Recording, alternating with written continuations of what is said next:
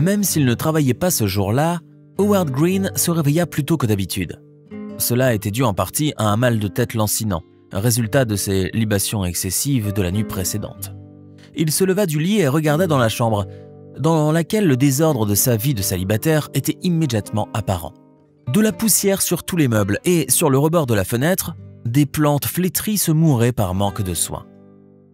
Howard s'était séparé de sa femme environ 1 an auparavant, car elle le soupçonnait de lui être infidèle. Cependant, Vanessa n'avait pas pu prouver son accusation et en fait, elle n'avait pas vraiment essayé car leur relation avait depuis longtemps cessé d'apporter quelque plaisir que ce soit aux 2 conjoints. Heureusement, comme le couple n'avait pas d'enfants, le divorce se déroula presque sans douleur.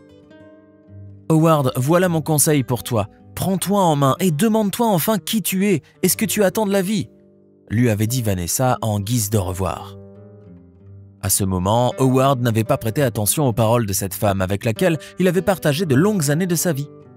Mais ce matin-là, en regardant le désordre de son appartement, il réalisa que son existence serait bien plus agréable s'il avait à ses côtés une compagnie aimante. Et pourtant, il n'y a pas si longtemps, il avait tout. Quelqu'un qui parlait, une maison en ordre et un lit chaud.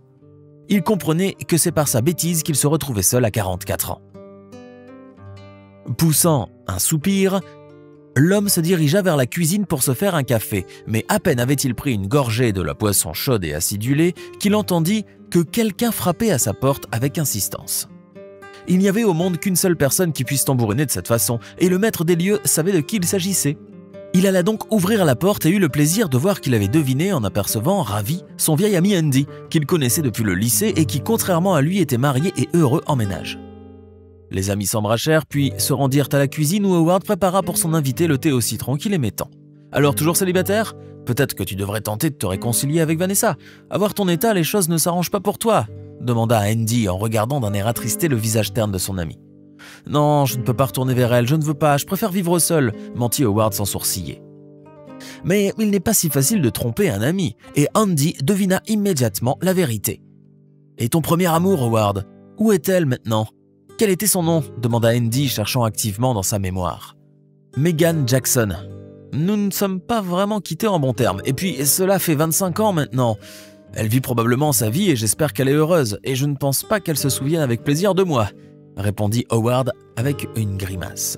« Et si ce n'était pas du tout comme ça et qu'elle n'avait jamais cessé de penser à toi pendant toutes ces années » rétorqua Andy à la surprise de son ami.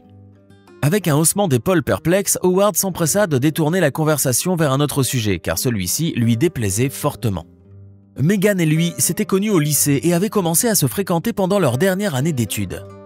Il semblait alors à tout le monde autour d'eux que le mariage était pour bientôt, mais ensuite les jeunes gens étaient entrés à l'université et la vie universitaire leur avait tourné la tête, en particulier celle de Howard qui ne ratait jamais l'occasion de faire la fête. À cette époque, les 2 amoureux vivaient déjà ensemble dans une maison confortable qu'ils louaient à la périphérie de la ville. Tout aurait bien pu se passer, mais le comportement de Howard finit par tout gâcher. Megan supporta longtemps ses infidélités et ses escapades nocturnes, mais un jour, elle décida de lui parler franchement. Malheureusement, le jeune homme s'enflamma et se mit à reprocher à Megan de vouloir restreindre sa liberté et contrôler ses moindres gestes. Bref, la conversation avait fort mal tourné et Howard avait fini par quitter la maison en claquant la porte. Le visage enfoui dans un oreiller, Megan pleura toute la nuit. Et le matin, elle fit ses bagages et partit. Pendant des jours, la jeune femme attendit inconsciemment que Howard l'appelle pour lui proposer de se réconcilier. Mais celui-ci était déjà occupé à gagner le cœur d'autres femmes.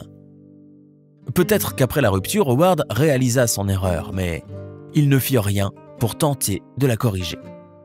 Les années avaient passé et les parents de Howard ne cessaient de lui répéter qu'il n'y avait rien de plus précieux au monde que la famille.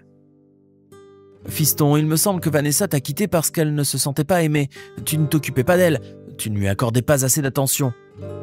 Et les femmes, au cas où tu ne le saurais pas, ne peuvent pas vivre sans cela. » lui a un jour déclaré Madame Green, qui vivait heureuse avec son mari depuis 45 ans. La dame savait bien de quoi elle parlait car le père d'Howard ne manquait jamais une occasion de souligner l'amour qu'il portait à sa femme, lui offrant chaque semaine des fleurs et des beaux cadeaux.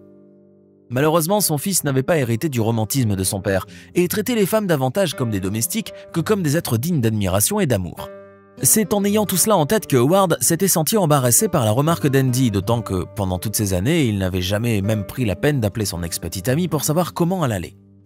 Donc immédiatement après le départ d'Andy, il s'assit devant son ordinateur et se mit à rechercher Megan sur les médias sociaux.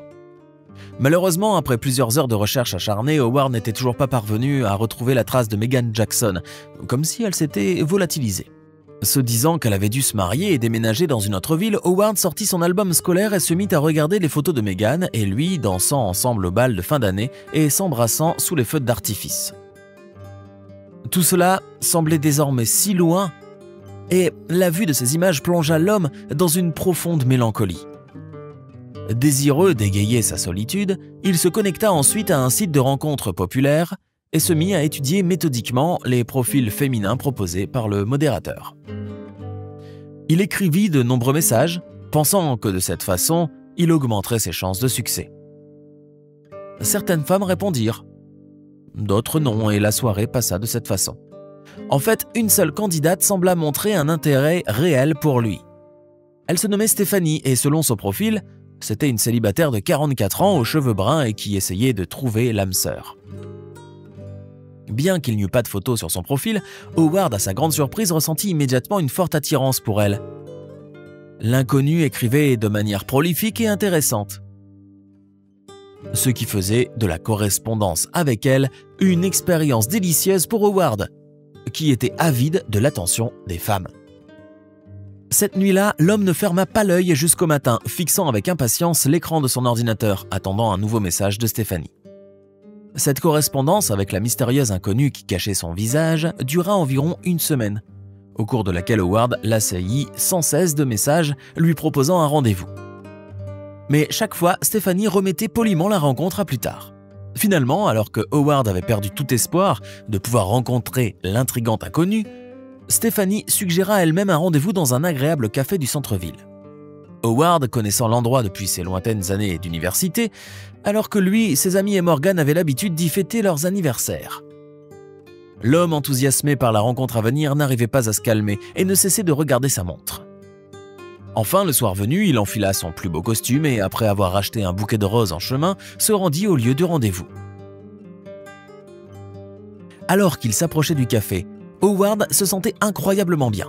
Il resta devant la porte pendant une seconde, puis reprenant son souffle, il entra. Stéphanie, assise à une table dans un coin, lui fit un signe de la main. Mais quand Howard se fut approché et qu'il put voir de plus près sa convive, il eut du mal à garder son équilibre et laissa tomber le bouquet de ses mains. Les visiteurs du café regardèrent avec stupéfaction cet homme tremblant et personne ne comprenait ce qui se passait, à l'exception de cette femme assise devant lui à une table en compagnie d'un jeune homme qui semblait être son fils. Il s'agissait bien sûr de Megan, qui avait reconnu sur le site de rencontre cet homme surgi de son passé. « C'est vraiment toi ? Et ce jeune homme, il est ce que je pense ?» demanda Howard d'une voix tremblante en désignant le jeune homme assis à côté d'elle. « Oui, c'est bien ce que tu penses. C'est mon fils, Stephen. Il a 25 ans, répondit calmement Megan. Et pourquoi toute cette mise en scène ? Tu m'as certainement reconnu pendant nos échanges, demanda Howard, surpris. Je voulais voir ta réaction, mais tu me déçois. Tu es resté le même coureur de jupons que tu as toujours été, Howard. Tu n'as pas changé d'un iota et tu ne penses toujours qu'à toi. Adieu, et vis ta vie comme avant, sans nous. Répondit froidement Megan. Puis, faisant comprendre à l'homme que la conversation était terminée, elle se leva de table et accompagnée de son fils, se dirigea vers la sortie, tentant, chemin faisant, de ne pas marcher sur les roses écarlates qui jonchaient le sol. En regardant Stephen s'éloigner, Howard fut pris de vertige et dut s'appuyer sur une table pour ne pas tomber. Comme il ressemblait beaucoup au jeune homme qu'il était 25 ans auparavant, le doute quant à sa paternité ne pouvait plus être permis.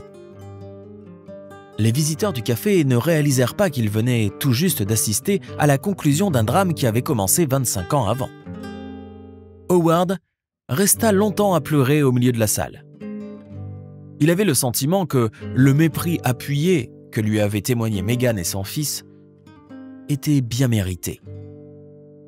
Et le remords tardif qui l'engloutit le fit comprendre qu'il venait de perdre sa famille pour toujours.